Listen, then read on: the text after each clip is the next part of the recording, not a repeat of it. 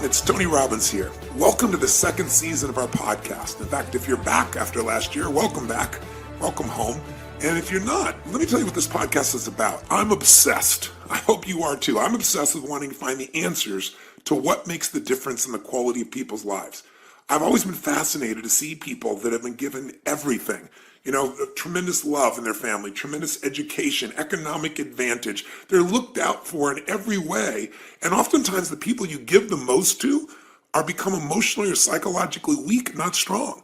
Often they find themselves fighting their way in and out of rehab, even though they had every kind of love and support you can imagine. And then you see the opposite, don't you? You see people out there that life has just stomped all over, who've been abused mentally, emotionally, physically, sexually, anything you can imagine. And yet, rather than live in the story, which they have every right to do, something inside of them won't settle. Something inside of them is so hungry, becomes so driven, because the pain, the disappointment, the frustration doesn't stop them, it drives them. And they create the most extraordinary lives, not only for themselves, but they become an inspiration to all of us as well. I'm also equally passionate about business, and a lot of this, 75% of the people that come to my live events are business owners, because I think people who want to live life on their terms are attracted to what I do, because they're looking for what are those edges.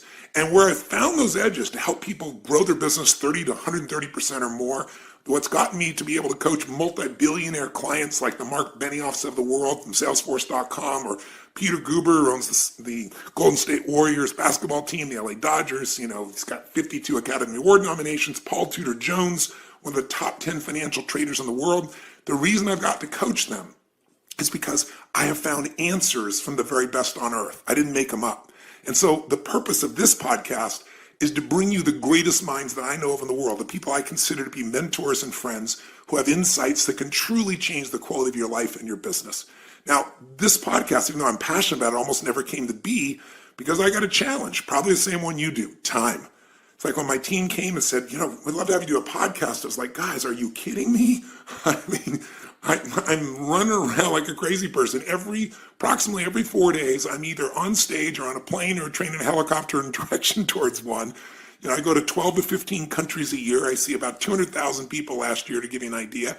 And, I also have 18 companies, 12 that I actively manage. And of those 12, we have more than 1,000 employees on 3 continents and 6 different industries, I think 7 now actually. And, and we do over 5 billion in sales. And I started out with no business background and no even desire to do it. But I did have an obsession with wanting to find a way to do more for other people than anyone else is doing, to find a way to add more value. So I want to bring you those people. And of course I want to do the podcast, but it's like, where do I do this in my spare time? And so I first told my team no.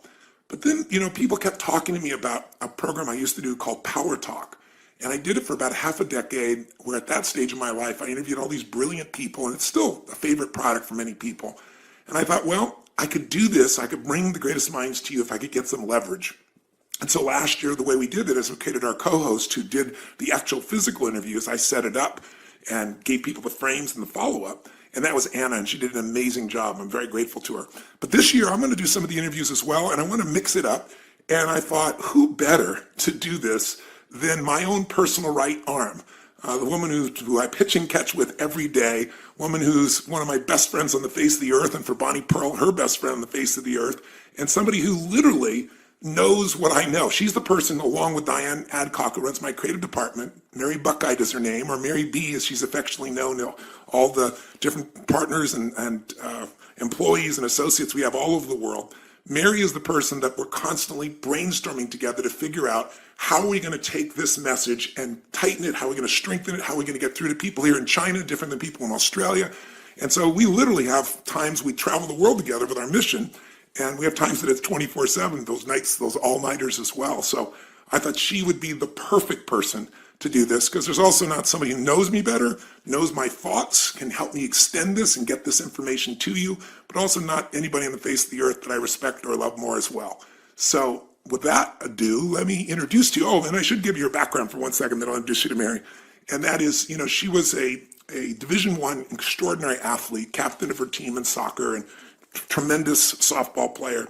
And then she left that to go to work with ESPN. And literally, she launched so quickly. They gave her some of the most important interviews. One of the first interviews she did was with a young man just coming to the NBA called LeBron James. So they gave her some really interesting and challenging pieces. And then after 8 years there, she left to go work with a gentleman who's one of the world's great adventurers, who literally explores the earth everywhere. And she got to explore all the corners of the earth with just a brilliant man. She has a great and varied background, but her heart, her soul, her commitment, and her mind and brilliance, I want her to be our co-host here. So here she is, without further ado, Mary Buckeye. All those compliments, Tone. And really, I'm just like human Velcro to you. That's my biggest. That's my biggest achievement, is living this life in your shorts pocket, traveling everywhere with you and Bonnie Pearl. Yes, you are my Velcro friend, and you read my mind, so I'm very, very grateful. So let's talk with our team here in this first podcast, and we're going to do part of this together, and then I'm going to leave it to you. But let's start with, let's talk about who this is and why are we bringing this person out for our interview for the first part of this second season. I am delighted to tell you why, Tone, because this is a human being who is a graduate from Brown University, and not a standout athlete in one sport, but in three. And again, at Brown, which is not exactly a safety school over there in Providence. So graduated with a degree in psychology. We love to talk to her about picking the brains of other human beings. She herself then went on to become the #1 triathlete in the entire world, even though at age 23, she says she still could basically only swim to save her life. Never had any technique coaching training, never got in the water, never got in a pool. And then she comes on to be the world #1. How do you do that, Tony Robbins? You're going to love this because that's what we asked her. We dug into her psychology here, and you're going to fall in love with this lady because, listen, you're a business owner, many of you. You're an athlete yourself, or maybe were at one time, and maybe you didn't take all that you had from athletics to the next part of your life. And I found that athletics is really about peak performance. I wanted to do this interview with her because the Olympics starts this Friday. And I think it's an opportunity to think about this. These are the greatest athletes in the world. These are people that had a vision larger than anybody else, but they didn't just talk about it, they didn't get enthusiastic about it. They figured out how to convert that absolute vision into reality, where they competed with everyone on earth. And now they're coming to this final competition. There's very little that could be more inspiring. But to hear this woman who couldn't even swim, barely keep her head above water, deciding, just making that decision, just like starting a business, just like saying I'm going to take my company public, or I'm going to make $1 million or 10 million or $1 billion. You know, there was no reason that she should be able to feel certain she could do this. But she made the decision within herself, and then she went on the journey. And this interview, I think you're going to be very touched by. It's one that I don't care if you're a business owner or if you're an employee for someone else, or you're a mom or a dad, or you're an aspiring athlete, or you just want to go to another level. It's a reminder that any of us can go from the worst to the best if we're willing to pay the price and if we understand the fundamentals of how to coach ourselves and get quality coaching to get from where we are to where we want to be. And by the way, if you are a business owner, you're also going to be driven by this podcast because we're going to dig into her psychology, not how she went from doing what seemed impossible to making it real, turning her vision into reality, but also she's now the world's greatest coach. I mean, if you want to become a triathlete and you have the money, the time, the energy, and the true commitment, the first thing you want to do is make a journey to Boulder, Colorado to see. To Boulder. That's right, to see if you can get Siri to take you on. So I'm going to ask her, how do you build a championship team, an Olympic championship team? How do you recruit people? How do you know if they're the right ones? How do you know when to let go of them? All the things you have to do in your business, or maybe even in your personal life as well at times. And how do you build sustainable success in anything? You were telling me a quote about her. What were you saying? I was saying that I think that what the essence of Siri Lindley really is I was listening to an interview, watching that she did on TV, and she said she basically went from being crappy to being, in her words, on the top, basically, which is, as we know, the #1 world ranking. So if you want to go from being crappy to being #1 in the world, you better listen, take a few notes here. Big Tone. Here's the pathway. So without further ado, meet Siri Lindley. Hello? Siri? Oh my God. We have Tony. contact. Oh my goodness. Sorry for I the cannot logisticals. believe. Oh my God, no problem. I am just, Tony, I have to say, this is like a dream come true, just hearing your voice on the other side of the phone. I seriously I can't understand if this is a dream or not, because you're highly responsible for like a lot of anything at all that I've done. Oh, you gotta be. That's compliment, because I've been so excited to talk to you because your history is so unique, and my whole life is about finding people that just make decisions and then make the impossible happen. And you've done that in your life multiple times. So it's really a privilege to have you on the podcast, and I really appreciate you taking the time. Oh my God, it's such a great honor. So really, thank you so much. I mean, a lot of what I learned from you helped me to have the courage to make those decisions that I had to make. So really, thank you very, very much. Well, you're very kind. You give me more credit than I deserve as all your hard work. But No. let's jump into it right away here. I've kind of done an introduction in advance of you here to kind of save you some time, but let me just repeat it for those who might just be joining. You know, you are a human being that has done things most human beings would think would be impossible. You go to Brown, you're a 3-sport athlete. Give me the genesis of this decision, because, a lot of our listeners are business owners, and they've got to make decisions where they can take what seems to be impossible and make it possible. It's the same metaphor. They've got to build teams. They've got to recruit people. They got to know who are the right people. They got to figure out how to inspire them and motivate them to follow through. They got to build a culture. You've done all that at the level called Olympics, at the level where the very best on the earth has done it, and you've done it competing against people. So I'd love to start, if we could, with a little bit of your journey. Yeah, I heard, and as I understand it, that at one stage, even though you're not a swimmer, you decided you're going to become number one in the world as a triathlete. Tell me how this comes about, and tell me the role that maybe coaching played along the way, because I know you had a pretty extraordinary coach. Yeah. Well, in the beginning, so I had been a 3-sport athlete, field hockey, ice hockey, and lacrosse at Brown University, and I loved it, and that was amazing. But there was something inside of me, I think, that I've always kind of doubted myself, and I've always been afraid and a little bit insecure. And I think part of my journey was that I needed to do something that was going to show me what I was capable of on my own, without a team around me. Like as a team, you win a game and you know that you were a part of it, but you don't really know how much of an input you had towards that win. And so when I learned about triathlon, I had a friend that was doing a triathlon, and she asked me to come watch, and I had no clue what it was. And I showed up, and I saw all these people of different ages and different sizes and different abilities, and I just thought it looked like the most incredible challenge. These people pushing them to the limits just to find out what they were capable of. So I started training for it, but I didn't know how to swim. The only swim I'd ever really done was swanning with my mom, which is like keeping your head out of the water, because she has this beautiful blonde hair and she didn't want to get it wet, and so she'd just like do breaststroke with her head out of the water. So when I got in the pool the first time and I had told my friend, look, I really want to do triathlon, she took one look at me and thought, oh God, this is going to be a big project. I didn't really tell anyone how far I wanted to go or what I was dreaming of. But as time went by, and I had been training for a few months, and I was a complete disaster basically in all 3, I just knew, in my heart and in my gut that I had to do this, and I had to take this as far as I could possibly go. And I told my mom that I wanted to be the best in the world. Which is crazy. She kind of laughed at me because she had seen me practicing. So when your mom doesn't believe in you, it's not very promising. Exactly. So that was a little scary for me, but I thought, no, I'm still going to do it. And I flew out to Colorado. I'd been living in Massachusetts at the time, and I flew all the way out to Colorado because I wanted to do a race where no one knew me. And I did this race, and the first thing, they line you up and you have to kind of put yourself in the group of your same ability. But I had no idea about what swim times were or what 100 meters was. And so they asked me, what lane are you in? And I said, I don't know. And I was getting all nervous, and all these people were lining up behind me. And they said, you've got to tell me, are you a 120 per 100, 130 per 100, 140? And I'm like, I don't know, just 120. And I got myself in this lane because I didn't understand what that meant. And oh my God, it was like all these amazing swimmers with these like triangular backs, and they looked so fit.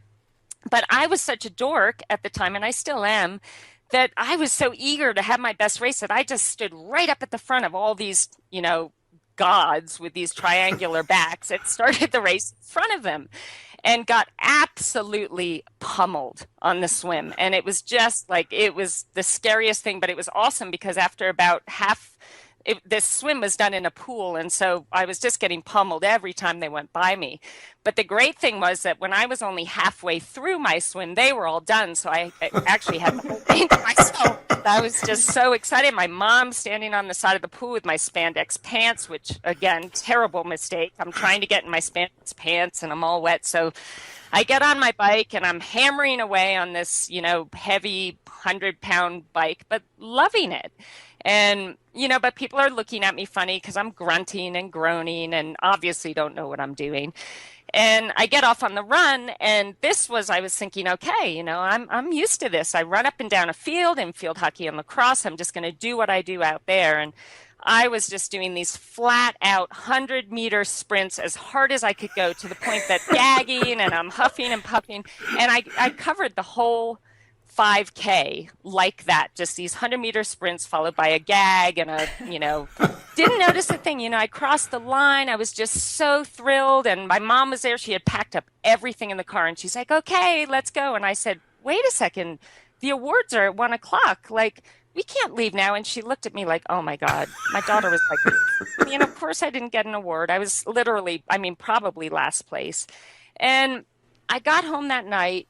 Well, actually, that day I was just on cloud 9. It was like the greatest challenge of my life, and I'd just been totally inside myself the whole entire race. But that night I got in bed and I closed my eyes, and suddenly all the disgusted looks on the people's faces, like watching me like, oh my God, why is that girl even trying to do this? Like, look at her, that's so embarrassing. And oh my God, she's got a spandex pant halfway down her leg and the other one up by her. And all the faces that I didn't really pay attention to during the race, but suddenly they were all flooding back into my mind, and I just broke down in tears. I was so upset, and I went into my mom's bedroom and I woke her up and I'm bawling, and she said, I know, honey, it's okay. Like, there's so many things that you're good at. Don't worry about it. I have never wanted anything so bad in my life. Wow. And it was in that moment that I just, in stating it to her, I already knew in my heart. But there was just something about being so terrible at something, and all my insecurity, I was able to put it away during the race, but it all kind of came back with the looks on people's faces and that memory. And that actually really, really motivated me to just want to become, first of all, just proficient in this sport that I so desperately wanted to be good at. Well, you just hit on, when people ask me what is the single most important ingredient of the most successful people I've ever met in the world, and everybody wants to know, like, what's the one thing? And of course, life, it's never just one thing. But if you had to pick one, I don't care if it's, Sir Richard Branson or Serena Williams or Hugh Jackman or anybody who's the best in the world at what they do, it's hunger. And you just described that again. I always share with people, intelligence is so incredibly valuable. Physical strength and skill is so valuable. But there are a lot of intelligent people who can't fight their way out of a paper bag. It's that hunger that makes you just go far beyond anything you can imagine. Where does that hunger come from in you, do you think?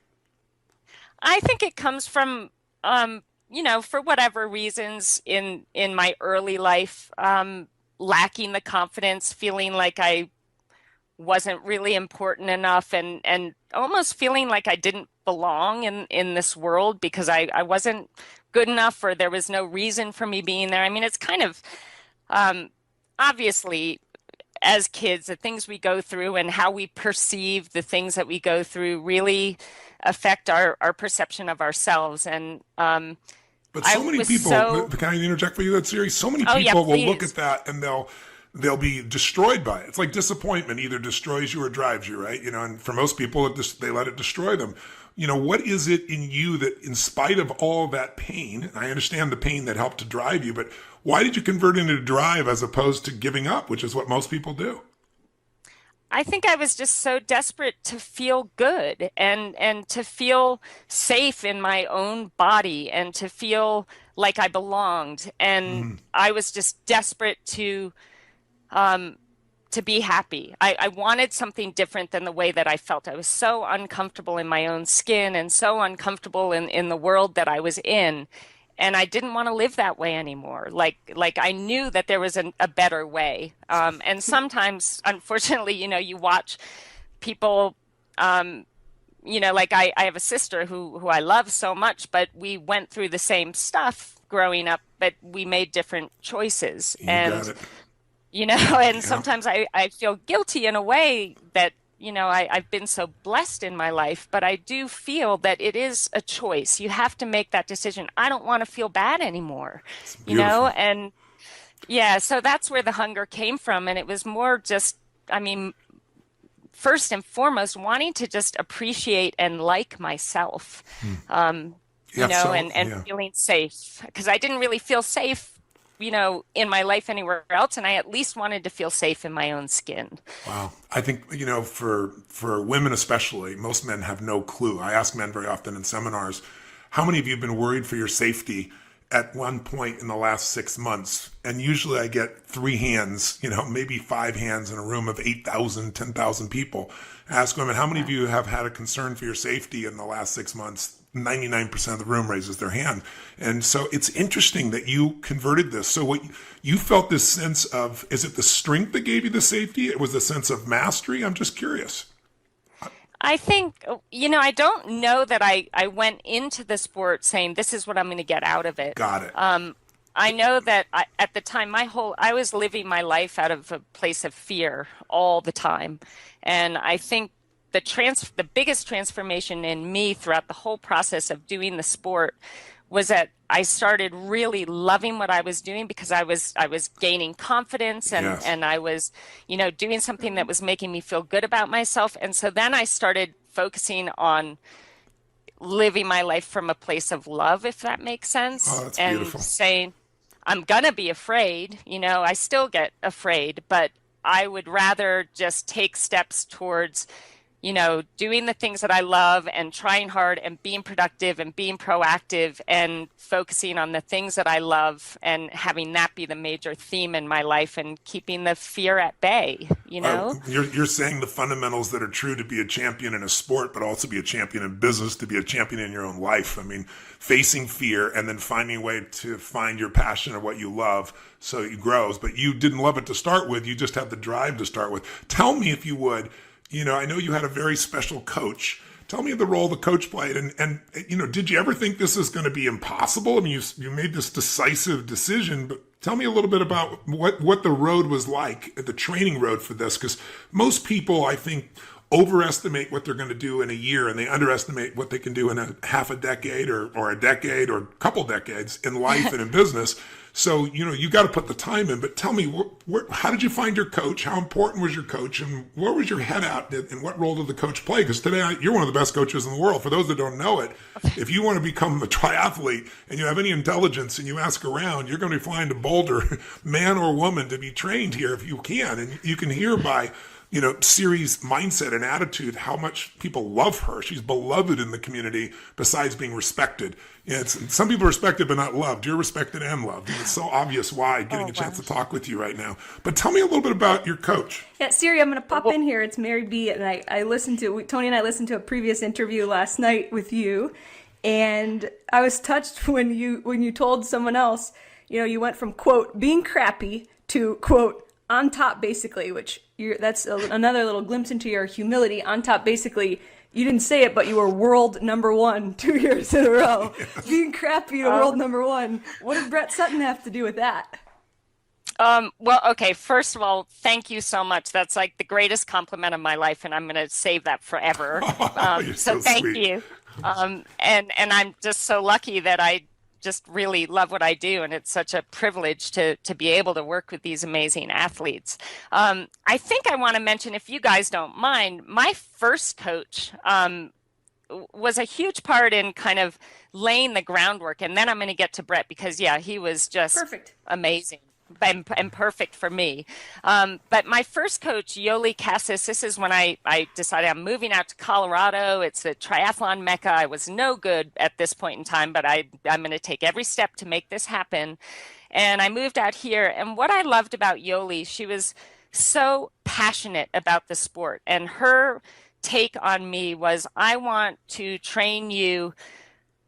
First of all, knowing that you as a human being are far more important to me than you as an athlete. And she always Wow. kind of, It's like in business. stressed the fact that like who you are as a human being is way more important than anything else. And I really love that because I really believe, I think some athletes, there's kind of like a fear of success because they don't feel like they deserve, to do well, or there's something that limits them in that area. And I really feel that her influence on me in wanting to really focus on being the best person I could be, first of all, and then being the best athlete I could be, was a really great way to, give you that comfort that, what, I've been the best person I'm capable of being. I've worked my butt off, and I deserve to do well, to have that faith that you really believe that you deserve to do well. So she was just amazing. And when I went to train with Brett, oh wow. I mean,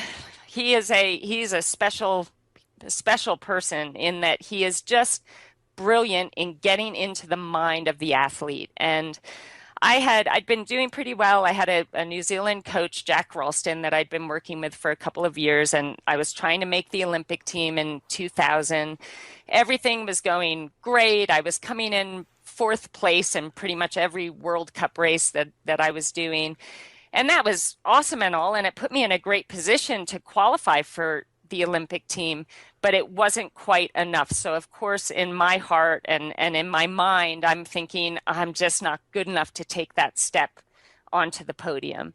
And so I started, well, actually, I should tell you that the Olympic trials came along and I was the second ranked American, and everybody thought it was going to be a sure thing that I made the Olympic team. And I'd moved to Australia and lived like a monk for 6 months all by myself in an apartment. I was on this kick that I thought, I'm going to be my strongest if I know that I've done all of this on my own. There's no support You're one team. of us, Sarah. You're one of us.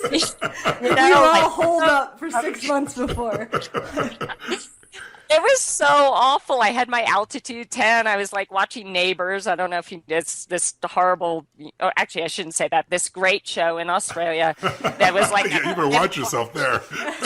You just lost a country of fans. And I love Australia. But no, it was a show that entertained me every night, and I'd eat my dinner. I'd get in my altitude tent and I would visualize the perfect race. Every single night, my goal was for 365 days, I was going to visualize the perfect race on the exact course that the Olympic trials were going to be on. And the problem with that, I mean, there's a lot of problems with this whole scenario. Number one, I'm someone who thrives on love, and I thrive on my family and my pets and all of that. And I don't know why I felt that all had to be put aside for me to prove how strong I was on my own. But I did that, and I felt like I needed to do that at the time. But when I got into the Olympic trials race, the gun went off, I dove into the water, and within 200 meters, somebody had swum right over the top of me and dunked me under the water, and I lost touch with that group, the front swim group. Oh. And in my visualization for 365 days prior, this never happened. I literally choked. I mean, I was swimming as hard as I could and not even moving. Came out of the water near last. I got on the bike, which at the time I was feeling the strongest I'd ever been on the bike. I was just dropping further and further back. So as hard as I was going nowhere.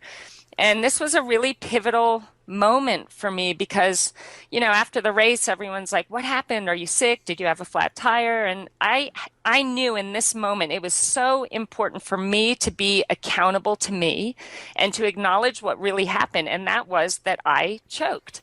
I had made this race the be all end all for me. It was everything I ever dreamed of. Was just purely focused on me and making the team, and it was too much. And, it just got the best of me, and I froze, and that was my Olympics. I didn't qualify. Well, I qualified as an alternate, but I wanted so much more than that. But I think in acknowledging what happened, that really allowed me to move forward. If I had tried to fool myself and make up an excuse as to why things went wrong, I think I just would have, I wouldn't have gotten any better. So I acknowledged that I choked, and at that point, another one of the athletes that I used to race against, Loretta Harrop, who's Australian and watches Neighbours, she felt really bad for me. I think she knew how badly I wanted it, and she wrote me a letter and said, "Look, if you come and train with my squad and my coach, I know he can turn things around for you and help you achieve what you deserve to achieve." And so I wrote him right away. I thought, wow, this is an incredible, honor to be invited. And I wrote him, and all I got back was, you need to get here in 1 week to Switzerland. I'm the boss. I'm going to think for you. And, I don't know, I should have it in front of me to read it. It was very powerful. It was very scary. And so I flew home to the United States and literally, packed my bags and moved out to Switzerland to train with Brett Sutton. And here's the incredible, like I'd been training, I thought I had been training hard, but it was nothing like when I got there. And I think what he wanted to do with me, and maybe I'll explain if you guys are willing to listen to like my first couple of days. Yes. If I make. Yeah, please. Because what you're describing is this idea that so many people have the delusion of it. I always say the difference between a entrepreneur versus an entrepreneur is they all think their ideas are what matter. They think that if I just visualize, that's enough. And you and I both know visualization is an important part of training, but that's not enough. I mean, if this visualization didn't come close, if you don't back up your affirmation with discipline, you're deluding yourself. And it sounds like this entered you into a whole other realm. And every business person I know usually gets into business with the purest heart, with a clear visualization, with a great dream to help and save the world, or, bring a product or service there and make a difference. But those ideas are not enough. Ideas are, a dime a dozen. It's the people that can execute, right? The people that can get themselves to do the things no one else does. And that's what you had to do. So when you started training with him, did it look, what was your mindset? I think I saw a video or an interview, one of them with you a week ago, where you were describing it, that when he was wanting to do the impossible. Is my memory right about that? Like every single day. I mean, the first day, none of my bags arrived, only my bike. And so I'd been on the plane for 10 hours. We had a 2-hour drive. I arrived and he said, put your bike together. You're doing a wind trainer session downstairs with Loretta Harrop. And I said, oh, well, Brett, I don't have any clothes. Like I literally just have the clothes that I traveled in. And he said, well, you have your bike, so there's nothing stopping you. Get your bike set up and go downstairs. I'll see you there in 30 minutes. And so I had to go down in my travel clothes and my Converse shoes and got on my bike and had to do this 2-hour, like horrendous bike session. And the horrible thing was, I got down there and I'm like, oh, cool, Loretta's here. I can feel like a little safe because my friend's here.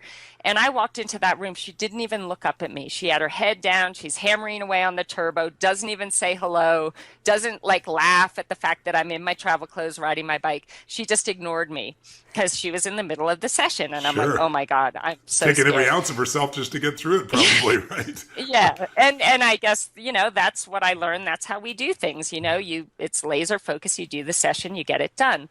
So I did that session. Then it was time to go to bed. I mean, this was pretty late in the afternoon. So I woke up the next morning and the plan was we're going to ride 25 kilometers down the mountain to the 50-meter pool. And I thought, oh, cool, great. I can see if my bike's working. We drive down to the pool, and I had been used to swimming maybe 3,000 meters a day swimming, and I thought I was doing a great job. Well, we did 6.5K, so 6,500 meters that day. It was all hard. Everyone was faster than me. And I thought, oh my God, I'm going to die. But I was like, okay, I can have a nice breakfast after this. We're going to drive home and I can relax. And so we get out of the pool. I shower, I get changed. I come out and I turn to Loretta and I'm like, where's Brett and where's the van? And she said, oh no, we ride home. This is our bikes, our transportation. We ride home. And I'm like, oh my God. Up that mountain. And she said, yeah, don't worry about it. Go with Jane. She sucks. Go with Jane. So I'm like, oh God, like this is just crazy. But I'm like, thank God I can go with Jane. And Jane apparently sucks, which is a terrible thing to say. I must say she's a little bit harsh. But so we start riding up the hill and Jane proceeds to kick my butt. I mean, she drops me within 5 minutes and I'm like, oh my God, I can't even keep up with Jane, who supposedly isn't very strong. So we ride 25K back, and that took, about an hour and a half because it was just up this huge mountain. I get home, I get in the bath, I eat a big lunch, and there's a knock on the door, and it's Brett again. And I'm like, oh my God, like I'm going to die if he asks me to do anything else. And he said, it's time to run. So come on upstairs. I'll meet you in 10 minutes. We're leaving then. So I go upstairs. I've got my big water bottle. I put it on top of the car, and I'd forgotten something down in my apartment. So I ran downstairs and came back up, and my water bottle it had like one sip left in it. And I was like, guys, who drank my water? And Brett said, you don't need that. You should have drank enough in between sessions. You're not allowed to have water during sessions. So I'm like, okay, oh God. So we get back in the van. We go back down to the bottom of the hill, 25 kilometers. And he says, okay, everybody out, lets us out of the car. And he said, I'll see you back at home. And we had to run up that mountain 25 kilometers on the same day when I had done more than I've probably ever done in one single day. So I got home that night eventually, hours later.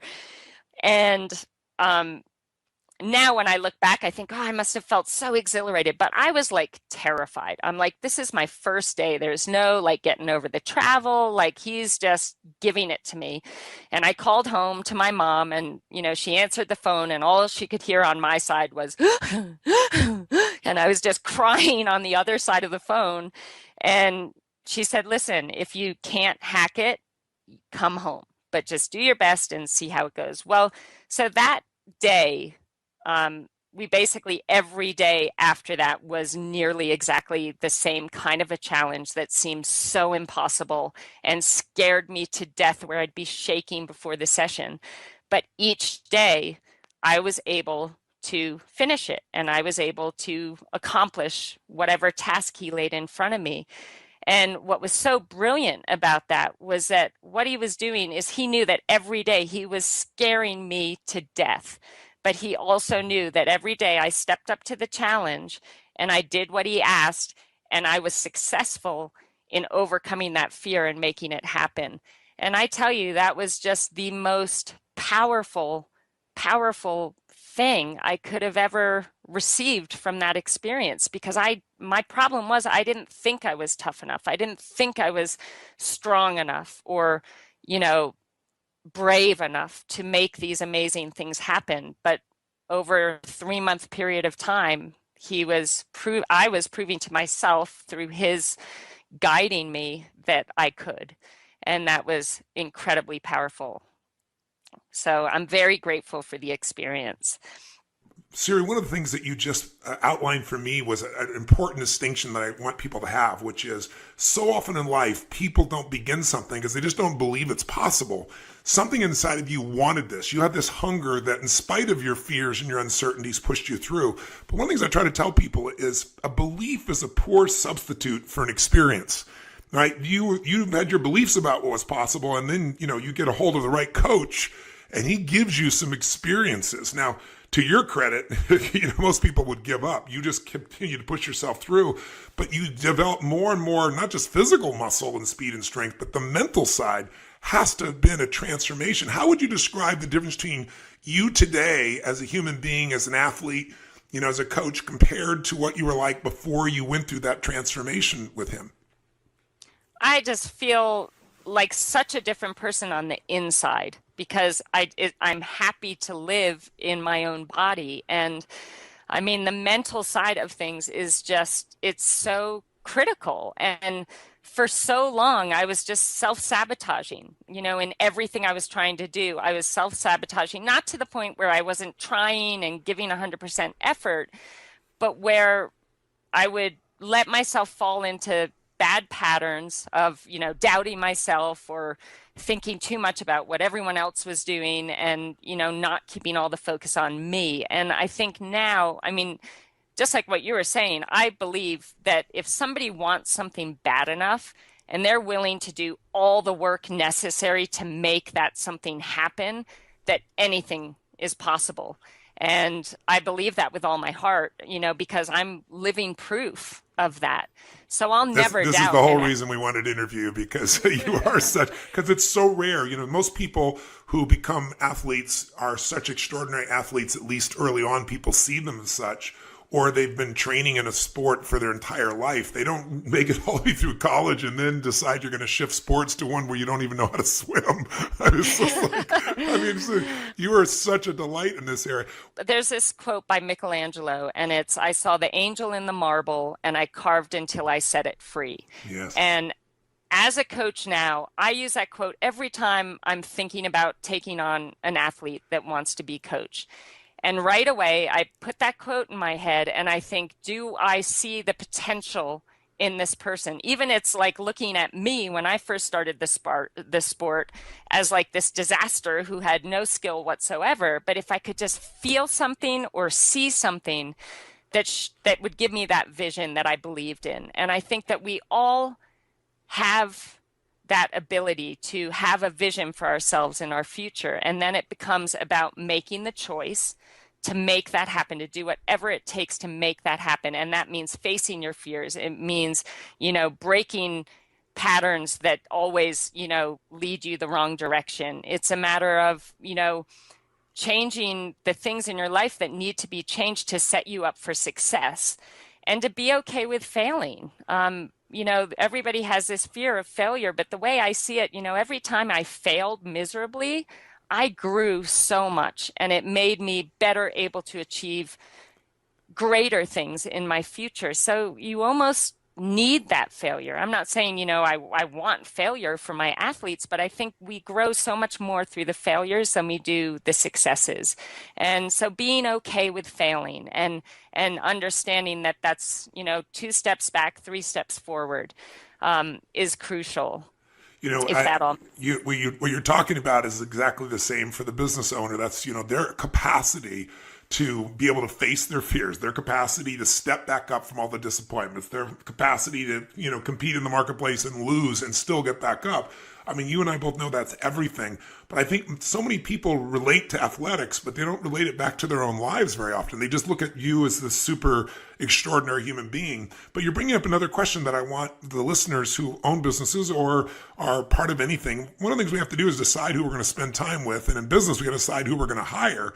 And so, what do you think that he saw in you there back in Australia that was making him willing to bring you on, even though, quote, by your description, you're a disaster? He must have saw something else.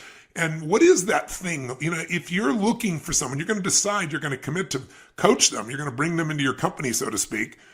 How do you know they're the right person? What criteria? What are you searching for? Well, you say you feel that spark. Tell us what that looks like. What do you think he saw in you? Have you ever asked him? And what are you looking for to make your choices about who you're going to bring into, your family, so to speak? Yeah, so I finally asked him actually after I retired. I said, Brett, why in the world would you take on someone like me? And he said, Siri, I was watching you do a race in Australia. You were in probably 42nd place, and you're in the last 400 meters of the 10K run, and you were absolutely killing yourself trying to catch 41st place. Wow. He said, I saw that and I thought, I want to coach that girl, because it's that hunger. And and I guess he felt, the fact that I was in 42nd, that I didn't just think, oh, my race is over, this stinks, I'm in 42nd place, but it was like, no, I can be better than 42nd. Yeah.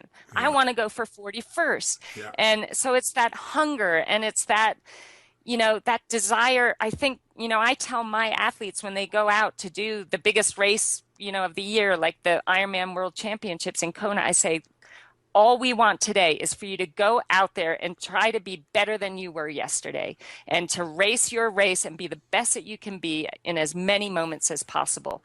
And if they do that, success is inevitable, because you're not thinking about, oh my God, I'm halfway on the bike and I'm in, 20th place, my race is over. You're just in the moment. You're making the most out of every single moment. You're executing to the best of your ability. You're staying positive and enthusiastic, and you're just looking to have your best performance on that day. So as far as, taking on athletes, I think some of the crucial characteristics are having that hunger, having that passion, having a really solid work ethic, having respect for their teammates. And actually one of the most important things is having that appreciation for this amazing opportunity that they have to train at this level, to race at this level, the fact that we have, you know, 2 arms and 2 legs and we're able to swim, bike, and run, having that appreciation for the everyday and all the things they're able to do every day. Because I think that's key. It's feeling like what we're doing is actually, it's a great privilege to be able to do this. I know what was my main motivator in races after I started training with Brett, and something that changed, you know, how I went into races. I had been feeling so thankful for these incredible gifts, and those gifts, not physical gifts, because I obviously didn't really have them in the beginning, but the desire I had and the willingness to suffer out there and the willingness to push myself to my limits and the opportunity to do so. And I felt so grateful to whatever God you believe in or whatever entity you believe in. I felt so grateful. And what I was so desperate to show my appreciation for that to the entity that I believe in, that I said to myself, the best way I can show my thanks is to go out there, and when the gun goes off, I give it everything I have, that I am recognizing my abilities and my talents and my gifts, and I'm going to use them to the fullest to celebrate them and show how much I appreciate the fact that they're mine.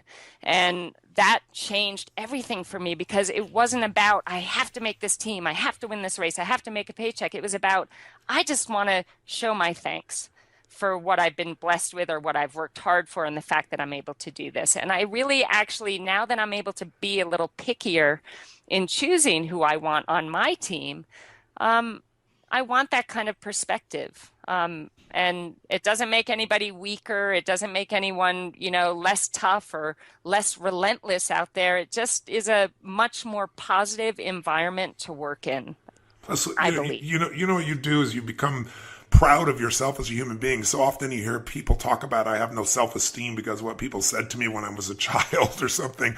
And I was like, It's so convenient you remember those things and you forget the good things. But here's the truth. Someone could tell you your whole life you're beautiful and you're magical and you're skillful, and you can still not believe in yourself. And someone can tell you you're a total piece of you know what, and you can say, screw you, I'm going to show you who you are. We're not controlled by what people have told us. The only way to have self-esteem, which I hate the term, but inner pride, is to earn it. And the way we earn it is by pushing ourselves beyond anything we think we're capable of, which is why I wanted to interview Why You're So Beautiful. You know, Coach John Wooden, as you probably know, is one of the greatest college basketball coach in history, won 10 out of 12 NCAA national championships, 88 games in a row, and with different players. It's not like the NBA, right? Every year you're losing some of your players, the college players. And I interviewed him, and I asked him one time, I said, you know, I interviewed him about 4 times over my lifetime. And I did the last live interview with him, which was very touching. But the bottom line is, I asked him, I said, which team is the one you're most proud of? And it was interesting. I thought he was going to tell me the team of Kareem Abdul-Jabbar, and the one that most people know is the most famous team. And he named a team I'd never heard of. And I said, why? And he said, because Jabbar and those guys were wonderful. They were champions. But he said, they did really well, but this team maximized their potential. He said, I always taught these young men from day one that there's only one way to know whether you won or lost, and it's not looking at the scoreboard. He said, because there are going to be days when the other team may get lucky. There may be days when you get some bad calls. That's just part of the game. So there's only one way to know. And he said, the way you're going to know is if every single moment in that court, you ask yourself, I gave every ounce of my soul for every minute I was on that court, then you've won. And he said, if you do that every single time,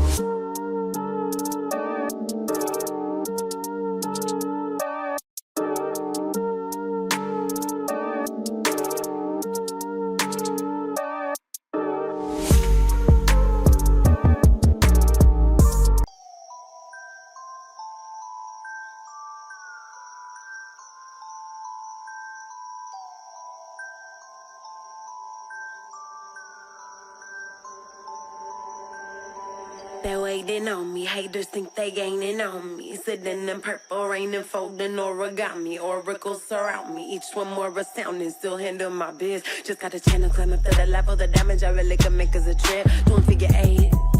Are you coming back now? But it's way too late. Just trying to be grateful. Just trying to be great. Yeah. And one thing it taught me is this is the moment to get it. So have faith and don't hesitate. Where my bad girls at? Bad girls at? From the front to the back, front to the front to the front to the front to the front. But it work right now, work right now. Put it work, let me see, put it work. Put it work, let me see, put it work. Work. Put it work.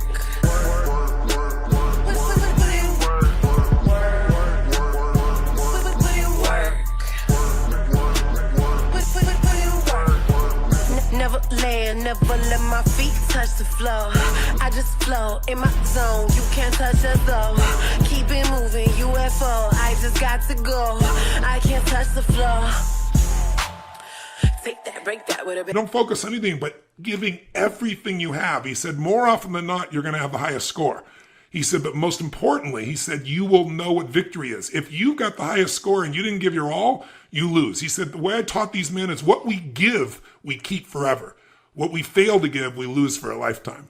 And I think you've really lived that. I'm inspired by you personally. I think you're just such a beautiful soul. I just have to say, and I'm sure everyone listening is inspired by you. You are the perfect example of we are the creators of our lives. We are not the managers of our circumstance if we're willing to push through the pain, the suffering, the fears, the limits, and if we're willing to be in a position where we really have something that we really want to serve larger than ourselves, something we want to achieve, something we want to give. Phenomenal, truly phenomenal. Truly phenomenal. And I gotta say, just listening to you guys, I can't tell you how much, Siri, as you talk about how you recruit your athletes, how much it reminds me as someone who works for Tony. It's like talking to Tony, like all these little isms that you have. Just when you told the story about, if you called it choking, but owning it. And it's like, that's everything. If we screw up around here, the first thing that Tone will tell us, any of his employees, is take accountability, own it, and grow from it. And even just, Siri, watching you telling all your athletes when they get in the pool to have a purpose for practice, not just recording junk miles. And it's like, we don't have a flash meeting, we don't have a conference call, we don't have anything without Tony saying, know your outcome. Like, what's the point if you don't have a purpose, if you don't have an outcome, if you don't have a point? And then lastly, of course, the human factor, just talking about people seeing you not just as an athlete, but as a human being. And I think, it's again, Tony, one of the things that you do so well with your employees in recruitment is just, these people are human beings at the end of the day and at the beginning of the day and all day long. We're still human beings. We still put our Converse on one shoe at a time. So just remembering that human factor, and it's remarkable, the similarities here. Sarah, you're also just so touched by your humility. I'm sure everyone listening is, but it's a rare thing, unfortunately. A lot of athletes, as they get better, they lose that edge. And I think it's probably what makes you such a great coach is that same caring that your first coach had for you as a person first, you clearly have for your athletes. And I can't compliment you enough. And that's really what's missing in so many companies. Richard Branson has always said to me, he said, Tony, it's your employees first, right? Then you go to your customers, and then it's your shareholders. And that's got to be the order in business as well. And I think when people fall in love with their clients or customers, when they decide they want to do more for them than anybody else, when they become as committed to that, being number one only happens in business when you find a way to do more for others than anybody else is doing. When you add more value, the value that people really desire. And you're doing that as a coach today. Tell me, what gives you the most fulfillment today in your life?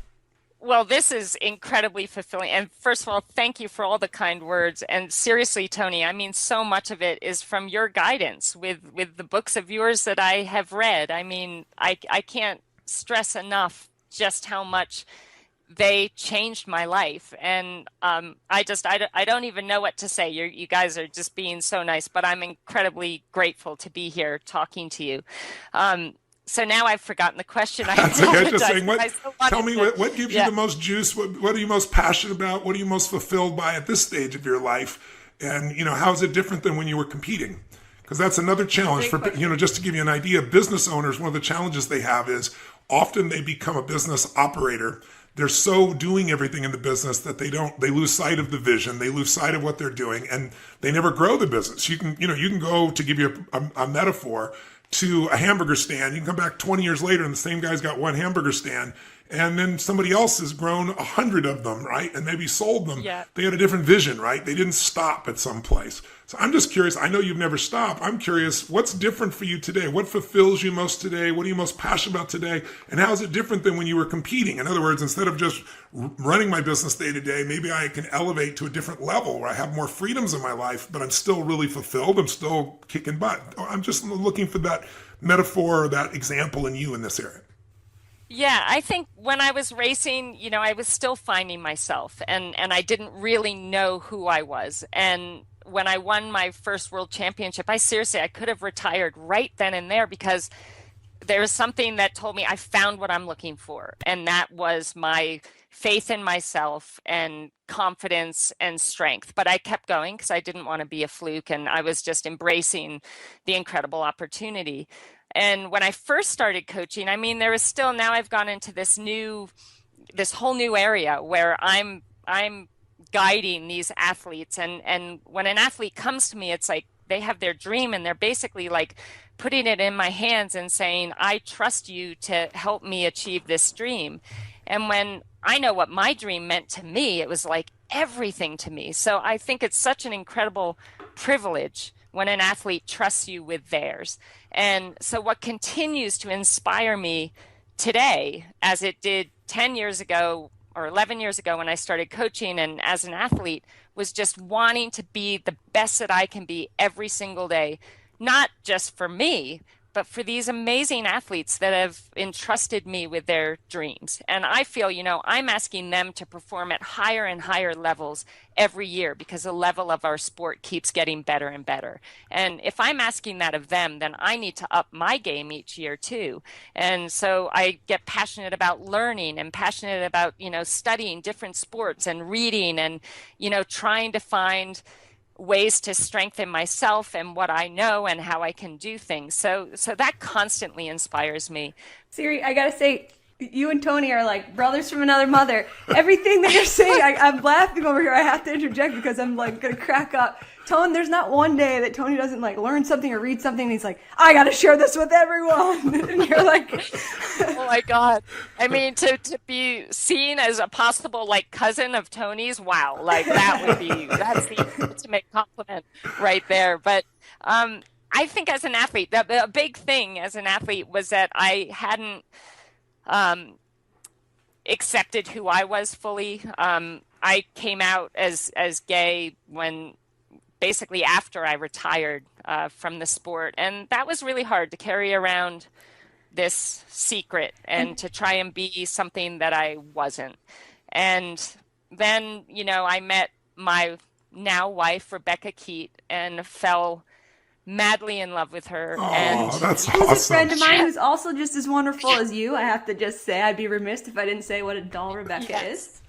She is, we had known each other for 15 years, but obviously, we were at times in our lives where we didn't even really look at each other in any way except, wow, I just love that girl. She makes me happy. She makes me laugh and, can't wait to see her at the next race.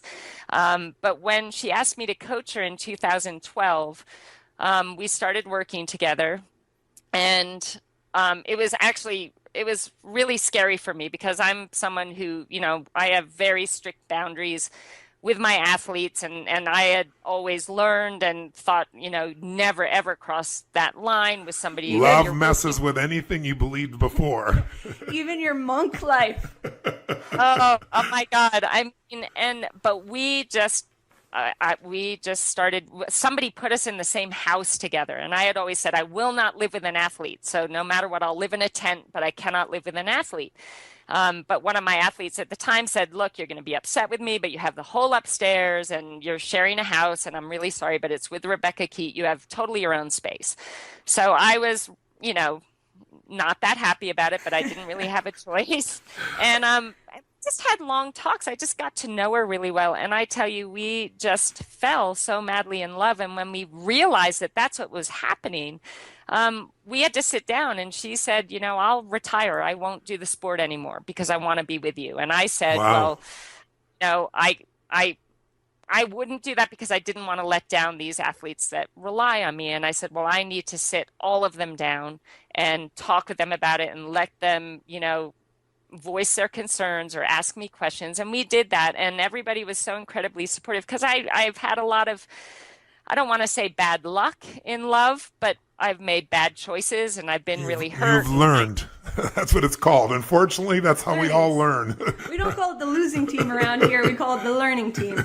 And that's my favorite thing. You're either winning or learning. So yes, I totally agree with you. And I really had kind of almost come to the point where I'm like, I love my life. I love my job. I love my animals. And I don't need to find anyone. But when you find a love, and this is a love that even a 4-year-old kid, I can remember thinking about, God, I don't know if I actually consciously thought these exact words, but it was like I wanted a love where I felt safe and I felt appreciated and somebody that made me happy. And I just never had that. And I almost thought that it wasn't possible. But as Beck and I started spending more time together and falling in love, I thought to myself, you know what? This is something that I thought was just a fairy tale, and it's presented itself in my life. And not only do I need to just be so thankful and go, full on and allow myself to love this person, but I want the world to know, because this is something that, I thought was a fairy tale and is actually happening in my life, and I want people to know.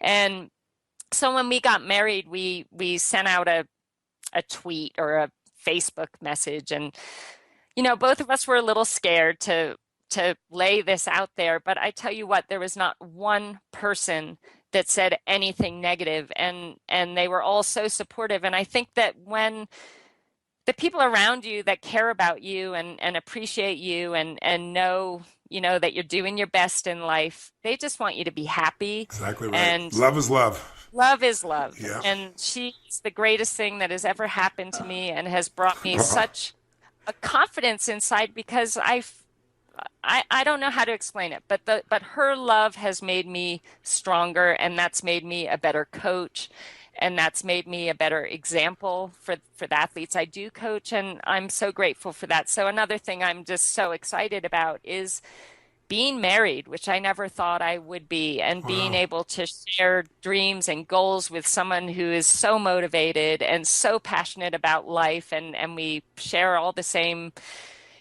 dreams and loves. And so that's something I'm very grateful for. And I think it makes a point too. I think sometimes people in business or people in sport, they think that it has to be all about work or all about the sport. And if they do anything else, it's going to lessen their power in that area.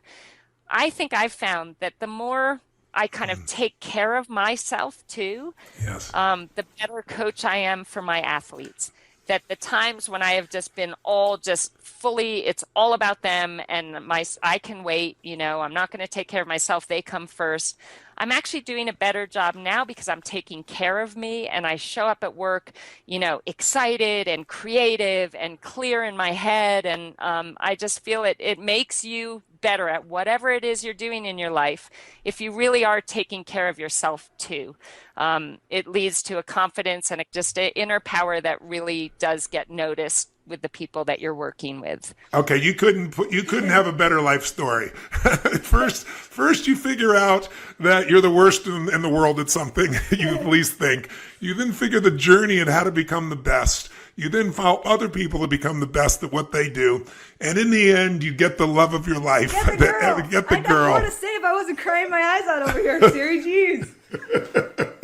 But not only do you get the girl, more importantly, you get the understanding that feeling of love, that feeling of joy, that feeling of being fully alive is a gift inside you to give to others. And you can't give to others what you don't already have inside. And you've been able to give other people the things in the sport side, and you've been such a love. It's so obvious just who you are as a person. And I'm sure that's a giant part of why you're able to coach people so effectively, because they feel so cared for by you that they'll find a better place, a deeper place inside themselves, because they feel you found it inside of them. But to have you have that also, to me, nothing on earth is more important than love. And I'm so grateful that our society has finally grown up a bit where they understand love is love in whatever form, and understand that that's not something the mind has a choice over. That's something that comes from inside the heart and soul of a human being. So good on you and good for you. And I'm so thrilled that you've got the love that you deserve. And I can only imagine how much of that love you then pour into your athletes and how they pour that into their sport and to themselves and into their families. I mean, it's a virtuous circle. You're extraordinary. Oh, wow. Thank you so much, Tony. I mean, that's my ultimate goal is I just want to be the best that I can be to bring out the best in others. And I just don't even know what to say to your words. You're just so amazing and so kind, and I'm just so grateful. So thank you. I mean, this is probably the highlight of my life to this point right now. So just being able to talk to you. But she knows I've already told her. No secrets. No secrets. Well, I'm grateful to Mary and I guess her girlfriends that put us all here together that know this circle, but I'm really grateful. I want to ask you one more question, final question. Knowing who our audience is, if I said, even though it's not necessarily your normal focus, I want you to help somebody. They just started a business. To do that, you got to believe in yourself a certain extent. But just like anything, once you begin the endeavor, your confidence and your ideas and your visions get tested as they have been for you. What would be the best advice you give someone who's just beginning the journey and they've entered a business and maybe it's not completely where they wanted to be? Maybe they're feeling exhausted right now. Maybe they're feeling overwhelmed. Maybe they're feeling frustrated. Maybe they're feeling past the threshold of what they can control. And part of them wants to give up and part of them knows they can't. You've been there. What would you say to anybody who might be in that place to get themselves to the next level? I would say, number one, be brave. Number two, which is so important, be relentless.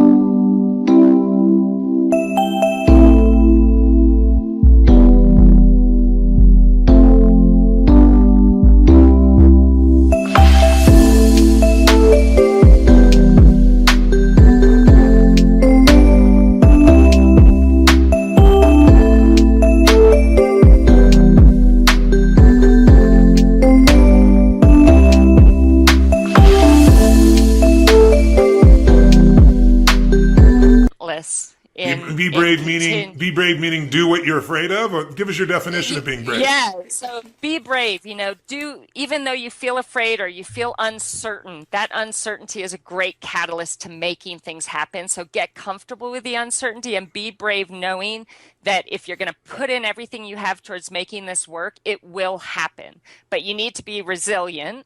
And you need to be relentless. Resilience means being able to accept when you get knocked down and pick yourself back up again right away and still have faith and keep believing that what you're doing is going to pay off. Because one thing I found in my life, it's been the biggest struggles and the hardest things that I've had to do that have led to the most incredible, if you want to call it, victories. And I've never actually had a great victory where everything went perfectly. So me either. It's such an important point. That's so true. Never. And so, be resilient, get knocked down, but you get right back up again and be relentless in your pursuit of making this happen because it will happen. And I believe that the universe, on purpose kind of makes it harder for you to find out if you really have what it takes to follow through with what you want to be doing. So, be brave, which also means believe in yourself, believe in your vision, be relentless, be resilient, and embrace the process. There's no greater gift, I think, than for me being able to look back at where I started. We were just talking about the other day, Tone, about how a secret to look at how far you've come, that gap of how far you've come instead of the gap that I think people often look at. That's a good thing for our listeners maybe to catch on to. Mary and I were talking, brand bouncing ideas back and forth, how to get it across to people, that a lot of people in life spend their life in so much stress and they don't feel fulfilled because the gap they focus on is the gap between where they are and where they want to be. And that's useful to look at, right? Because it can motivate us, it can drive us. But if you only live there, you don't have the same level of strength and inner resiliency because you can't build on failure. In the beginning, you're not good at things, right? If you're honest with yourself, none of us were good in the beginning. And then what happens is gradually you can swap to a different gap and you can gap back. And what I tend to do is make sure that I look back and go, can you believe this is where we are now? And I gap backwards to where I started. And I go, My first speech, was the biggest disaster in the world. My first time trying to start a little company. My first time trying to do this, trying to figure out how, I could make, $1,000 being able to do something. And I just got $1 million to speak for 3 hours. It's like, there's a bit of a gap there. But if I got forward only, then I'm always feeling like I'm not where I should be. And that puts people where they're achieving, but they're not fulfilled.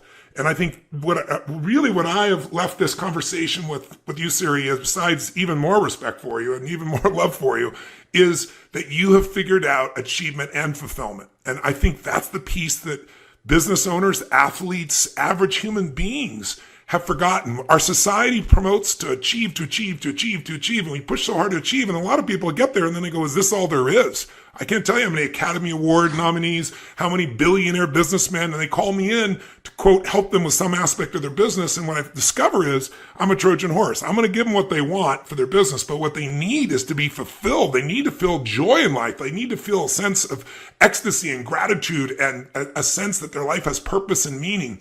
And what you've managed to do is not only achieve, but you've managed to also find that deep level of love and fulfillment and purpose. And what I love about you is that you're helping your athletes, just like John Wooden did, to become better human beings. I mean, there is no greater gift any of us can do is to be a better human being. And then through our pain and our lessons to hopefully make it easier for others, show them a pathway that shortens the amount of time. Maybe we can help them compress decades into days or weeks or months, or years as opposed to decades. And you're such a model of that. So I hope everyone listening here has been as touched by you as I've been. You're like my John Wooden, Siri. You're like, for all of our nieces and daughters and all the girls and women out there, former college athletes. Also, it's just so beautiful to hear.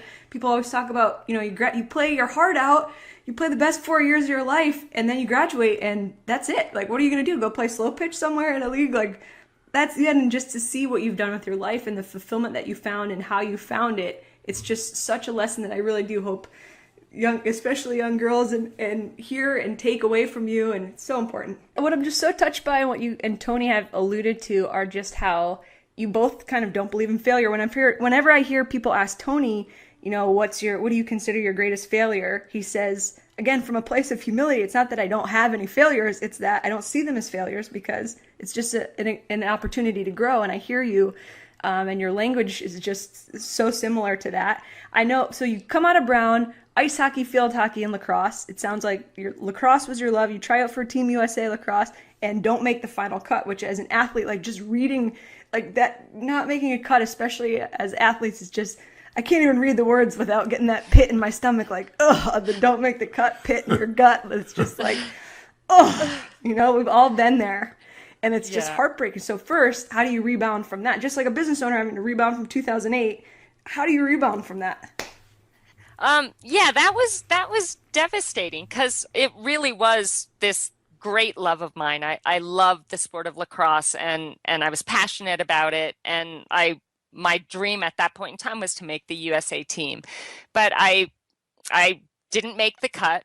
And I think the biggest disappointment of all, and I think this is just the kind of person that I was at the time, is I was more disappointed in myself that I didn't keep just playing on my club team and working on my skills and getting better and trying harder and go back again and try and make it the following year.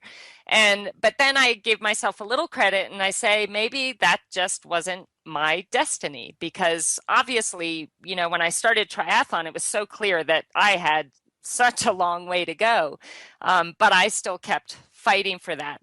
Was that the fact that I didn't try and I was disappointed in myself for not trying again in lacrosse? Or was it that I was now ready because this is the path that I was really meant to have this journey on? It was devastating. But I think the fact that I knew, there's nothing worse than starting something and not finishing, like you have a race and you quit. And those are, I think, the hardest things to rebound from because you let yourself down. But that's also a huge motivator. So when that does happen to you, and it happens to all of us quit in something at some point or fail along the way. And like you said, Mary and Tony, I know you believe this, we learn so much from those so-called failures that they really shouldn't be called failures. So yeah, I think that really motivated me to do it different the next time. And when I found out this love for triathlon, there was nothing that was going to stop me. No embarrassment, no terrible race. Nobody saying, oh, you don't look like you could be a triathlete. Nothing was going to stop me. I was going to stay the course and be relentless and be resilient and make it happen. So again, I think that not making the team was one of the best things that could have ever happened to me. You're a better woman than I, Siri, because I tried out for the USA baseball team, made a bunch of cuts, didn't make the final cut, and my way out was, at the time I was writing a story for ESPN about it, so I kind of rationalized, like, after crying my eyes out of like, oh, I didn't make the final cut. Then I was like, fine, I'm just going to be a journalist, which led me to you, Tony. So there. Grateful. Yeah. I'm grateful for that path. You find the right path. You find the path that you're meant to be on, Absolutely. one way or another. Oh my God. And you're doing amazing things now. So that was like meant to be. And look at the amazing stuff you're doing now. So yeah, you put me to shame in a lot of ways. Trust me. I just wanted to ask you about your Polo Sport Ralph Lauren sponsorship that came, as we look at kind of the arc of your life from this standout college athlete, and then you moved to Worcester, Mass, which I have been to, and I'll tell you what, it's not the most scenic place in Massachusetts, the state that I love, but you moved to Worcester, Mass to work at the YMCA, and then down the road you're getting this sponsorship opportunity from Ralph Lauren, so you just, again, like the arc of that, the heroic kind of build up to where you are. But still, even that had its challenges, and maybe you could speak to that a little bit.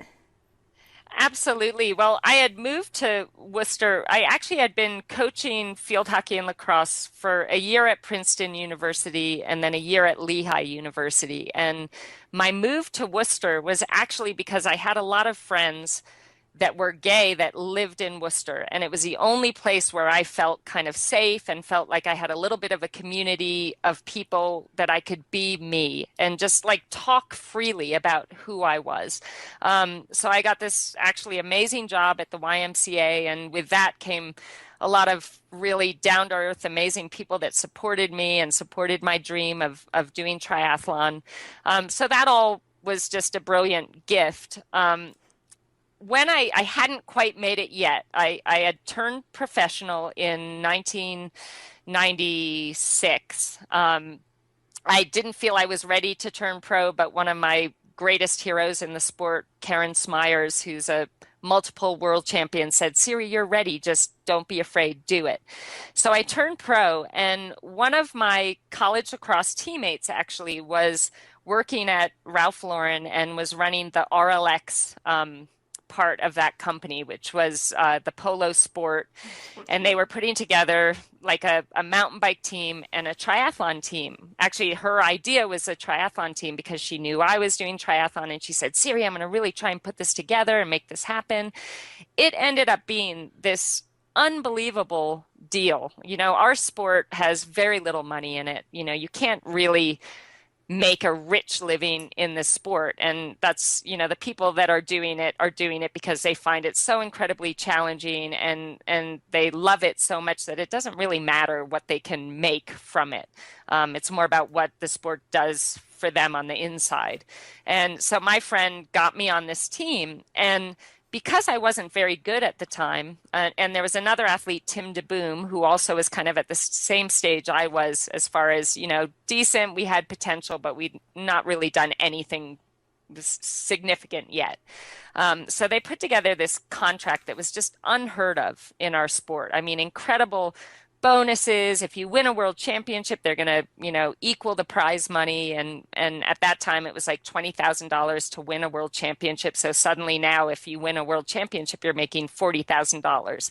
And if you won no, but that was huge, yes. Just huge. Massive. And if you win a race, they would, equal the prize money. And most races were $6,000 to win it at the time. So I just looked at this, and they were giving you shoes and a bike and running shoes and swim gear, everything you could possibly need. What was the catch? Oh, well, right. So it was all under this RLX umbrella. And I was so excited and felt so incredibly like, wow, I'm so lucky. I went for my interview in New York City, and I was so excited to see my friend. That went great. But I sat down with the person that was in charge of the team. And he didn't outright say what the point of this story is, but he said to me, he said, okay, two things, very important. You need to grow your hair long and you need to get a boyfriend. He said, everyone on this team is either married or has a boyfriend.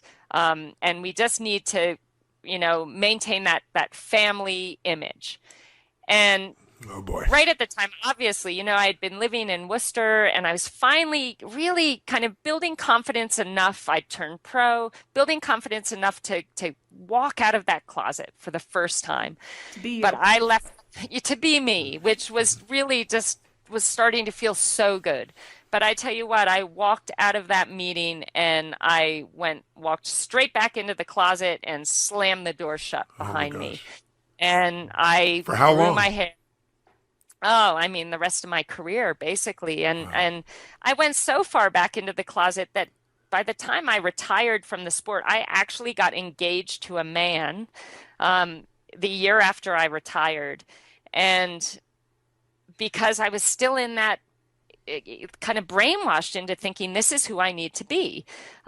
Ultimately, what happened with RLX is, they didn't expect either me or Tim to do as well as we did. And we both won a world championship that year and we won a lot of races. And this was totally unexpected. But that's what happens when you actually get support, that really can help you move forward. And they, after that year, the following year, they said, oh, there's a clause in the contract where we can, get out of this agreement whenever we want. And they actually sent that to me in November. So that kind of meant that going into the year where I was the current world champion, I had no sponsors. So wow. that was fun as well. But the lasting effect of that comment, you're thinking, this is where I can make a great living. These people are willing to support me, but they're only willing to support me if I fit into that image that they're looking for. And so that made me feel less than, like, I can't be gay. That's going to prevent me from leading the life that I so desperately want to lead, being successful and being respected. And so it was really hard on me. And it took until a few years after I retired to say, you know what, I just can't do this anymore. I'm not in the sport anymore. And maybe I'm taking the chance that I've seen all the success I'll ever have in my life because I'm going to be who I want to be, but I'll take it. That's the ultimate success though, isn't it? Being who you really are, no matter what anybody else thinks or experiences. I mean, what would be your advice? I mean, this just kills me to see human beings who, have to hide who they are. And unfortunately, more and more in the United States and other parts of the world, we're seeing a change. There's plenty of parts of the world where, you can put to death for something of this nature. It's just, human beings being human beings. It's insane. But what would your advice be here today to someone who is struggling with, coming out? Would you do it the same way again, after 10 years of, going backwards? And would you go through that? Would you step up? What advice would you give? And I can't wait to hear it, Siri, because I have to say I sat in Tony's Unleash the Power Within seminar in 2006. That was my introduction. And there's a process where you write down your limiting beliefs, the Dickens process.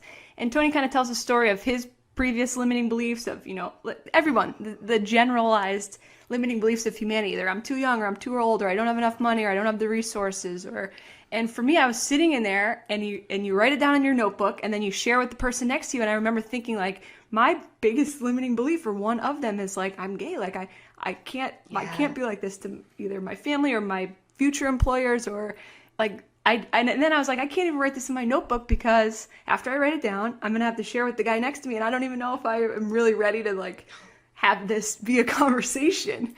And I think it's just like when you have that struggle of like, I don't even know who I am. Like it feels like it doesn't feel so esoteric to say I don't know who I am when you're like, when you're so strong-willed, and I am too, that there's a part of me that's like, screw it. I'll just marry whoever they want me to. Like, it's not even in a lay down or like a concession, but it's just like, well, if it's the achievement. It's like, if this is what's going to help me achieve this, then sometimes I think we just kind of go blind and it's like, yeah, just you force it one way or whatever. I don't know, Siri. What would you say? Yeah.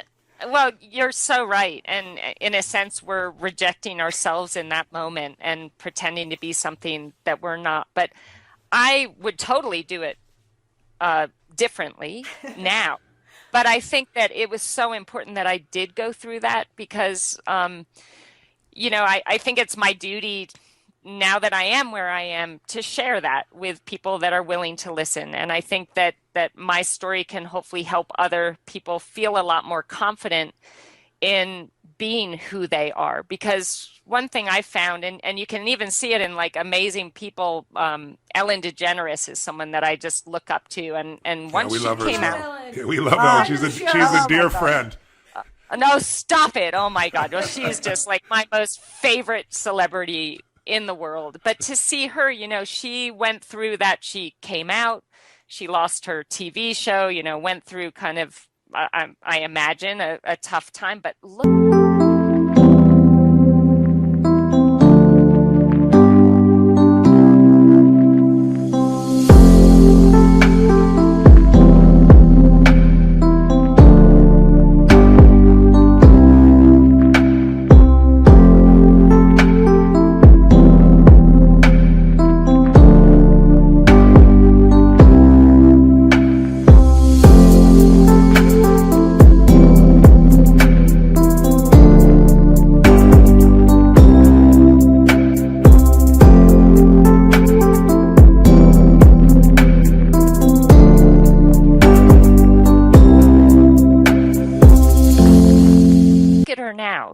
And I feel that when we accept ourselves for who we are, and when we decide, you know what, I'm going to celebrate who I am and be who I am and not let anyone tell me that they don't agree with it. I feel like at that point, when you're willing to give yourself that kind of credit and have the courage to be you, that you can achieve so much more. And so in my being able to share this story, I feel like I kind of like, I achieved some great things, thank God, in the sport, and I worked hard for those. But I feel like your possibilities in your life and what you're capable of achieving become so much greater when you are free and you can be you and you can be authentic and you can, really give all of yourself to the people you choose to have around you and the people that you are, sharing life with. So I think so maybe I wouldn't change the way I went through it, but but I like being able to, I'm writing, actually my book is coming out in September. And one of the things I really wanted to put in that is that how we were in our past doesn't have to be our story forever. Like, you may be in a place that you're not proud of. I wasn't proud of the fact that I was completely in the closet and literally brainwashed myself to actually get engaged to be married to a man when I knew I was gay. But, I finally found the courage in due time to be me, and I changed what my life looked like. I didn't have to live that life. I didn't have to be scared. I didn't have to be shy. I didn't have to lie and say, yeah, I love me, whatever. By being me, I felt like I suddenly had way more ability to achieve the things I really dreamed of. Doesn't it really free up energy inside you that now can be redeployed? The energy that's constantly monitoring to try and make yourself safe or make yourself be in the right place. My experience is, doesn't it unleash that energy for other things? It completely unleashed the power within me. Like, seriously, honestly, it takes, and for me, I'm generally a pretty anxious person, or at least I really used to be. And having to hide and having to think about what you're saying to this person and how you talk to that person, it's exhausting. And when you finally free yourself of those chains, it's like, wow, I just feel like completely revived and rejuvenated and like I can achieve so much more. And you just have to stop caring about the critics and say, you know what, like, it doesn't matter. I want to be me. I want to be happy. I want to be healthy. I want to be able to be everything that I dream of being. And you can't do that if you're hiding from yourself. Yeah, it's so true. So many times people say to me, I just don't know how to love myself. I know I need to, but I can't. I always tell people it's hard to love yourself when you're not being yourself. And I think most of us have adapted. It isn't just someone who's living in a culture that doesn't accept you for something like your sexual preferences. People from every walk of life. To me, that's one of the most extremes and unjust. but people have it based on color of skin. People have it based on whether they have money or not. There's so many things that human beings do, and our brains are trying to do that impossible task, which is make everybody like us, everybody agree with us, everybody support us, everybody love us. And it's just an impossible task. The only thing that matters is the people that you love, the people that, that are closest to you. They know who you are, as you said, and those are the ones that matter. But we have to pull that together. And sometimes there aren't many of those. Sometimes it's you and God, until you start to find the right friend. But they're out there. And I'm hoping that talking about this might stimulate some people to think about, what part of my life am I hiding from myself? What real desire or hunger, or, where am I conflicted? And, conflict is not a bad thing. The difference between the water and the wind is how you get waves. It's a beautiful thing. And that's what makes life feel alive. But if you don't confront it, if you don't uncover what it is that you're afraid of, or what it is you think you have to be, and find the truth that you're enough as you are, that doesn't mean you stay where you are. You might want to improve, grow, expand, transform, help others. But we all have, if we can't have that fundamental sense of appreciation of ourselves, it's really hard to truly consistently appreciate others. And so it affects every relationship we have, but most importantly, affects our experience of life. So I hope those listening, if someone's in that dynamic of in the closet, I hope that you'll be one more example like Ellen, of somebody who was at the top of her game, was fearful. And in Ellen's case, she actually took the hit. She didn't want to, but she took the hit. But look where she is today, stronger than she's ever been. And she's free inside of herself as much as she is in the outside world. And that's why she's I see her such an incredible soul role model.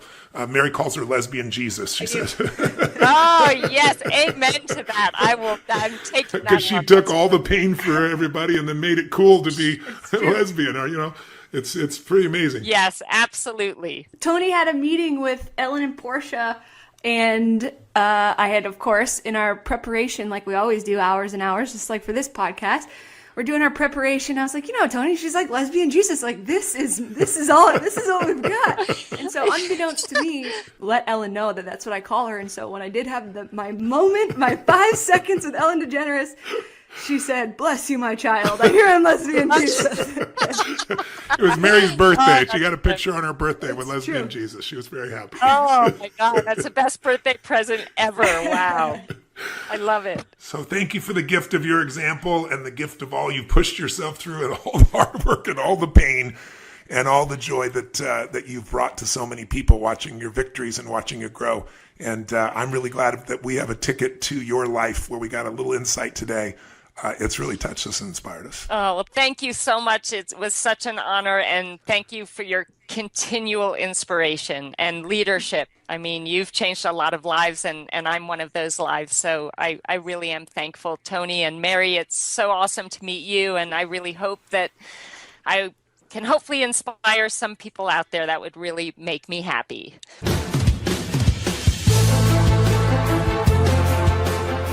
Well, you just spent 45 minutes or an hour, whatever we cut this down to, with an extraordinary soul. And I hope it inspired you as much as it did to Mary and myself.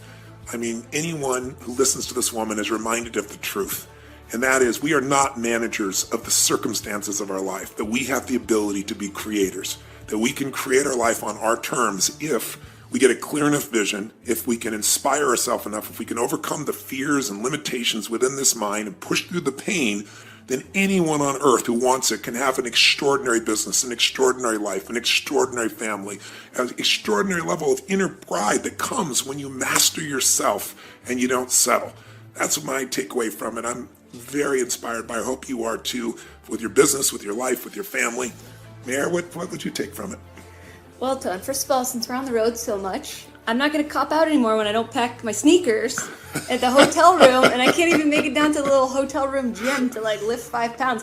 This chick on her inner Converse in Switzerland biking for 42 kilometers. I don't even know how long that is. Yes. So that struck me, of course, and then this idea of just get comfortable with being yourself. Yes. Being who you are, not who anybody thinks you should be, tells you to be, has conditioned you to be. Feel it, grow into it, explore it, settle into it. The freedom to be yourself is maybe the greatest freedom of all, and it's one that you can only give yourself. And that's easy to say when the outside world is not supporting it. But one of the great gifts in life was my original teacher, Jim Rohn, said to me at one point when it felt like nothing was working and no one was responding to me. And I had all these reasons why it wasn't coming together. And he just looked at me and he said, Tony, if you will continue to love, if you will continue to grow, if you will continue to give, your gifts will make room for you. And we all have gifts. And it's beautiful to see this woman's gifts. And I hope her gifts have inspired you to reclaim more of them today, every day, and to create the life that you deserve. God bless. We'll look forward to seeing you at the next episode of the podcast. Till then, live strong and live with passion.